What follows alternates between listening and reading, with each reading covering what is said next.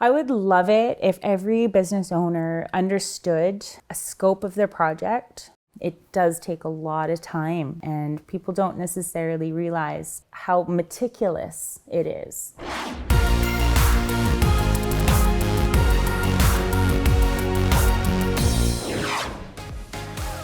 Welcome to another episode of Digital Marketing Hacks, a talk show made specifically for you business owner.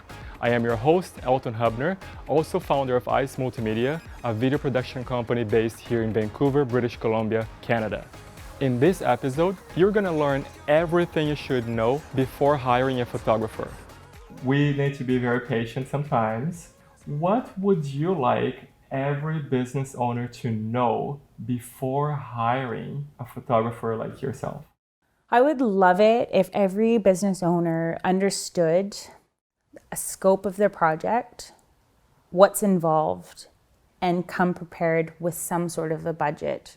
I get a lot of clients, searching on Google, professional photographer, food photographer. They want to know a price right up. Or when I ask the magic question of what budget do you have, it's not me asking how much money I can get out of my client, like it's a big scam. Right. It's not it.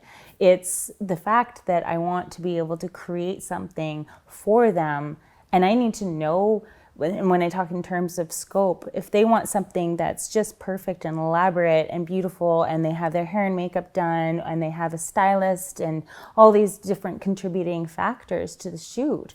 It doesn't always have to be, I don't only photograph like that, but I will need to know. So if every business owner had an idea of what they're willing to spend, then we can start talking about that. If they say, whether it's, you're building a new website and you say, hey, Jamie, what's your budget on this? And I say, well, I don't know, $1,000. I've never done this before. Well, then I don't know really how extensive and how many hours are going to go into this website. Same like with building a house. You can get something done inexpensively. You can buy a template. You can do all these things. But if you want customization and you want high-end finishing touches, then that's where you just have an idea of where you need to start. And sometimes they don't understand that the expert there in the room is you. Has that ever happened to you? Absolutely. And it actually something that I really struggled with for a while. As I was building my business, I found clients were not valuing me in the beginning, or I thought that I wanted to work with, this was a dream client. They know everything. They're big in business. This has to be a good fit for me. But really, the reality is that they didn't value my time. They wanted a short shoot for a very inexpensive amount of money, and it was going to essentially take my whole day away from me, right in the middle, right? And what people don't also realize is how much time goes into preparing ahead of time and after. And good photography is not cheap. It's actually a very expensive hobby if anybody gets into it. I guess you would also want anyone to know before hiring you that they can't get their photos tomorrow. Yes, it does take time. There is a process. I might shoot the day, I might be shooting the next day. I then have to take the images that we've produced through a process called culling. And then that's where I analyze. I might have 3 shots that are very similar. Well, I have to make sure that the one that I choose is the best one.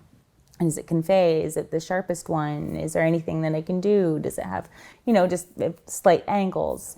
Sometimes it's a slight expression. Which one is the best? The more I can narrow it down for my client, the more streamlined the process is. Or product photography. It does take a lot of time to do that, and people don't necessarily realize how meticulous it is. And just like anything, if you're a fine art painter, you are doing small, fine lines or very intentional. So same with photography and the time factor. It doesn't always come out.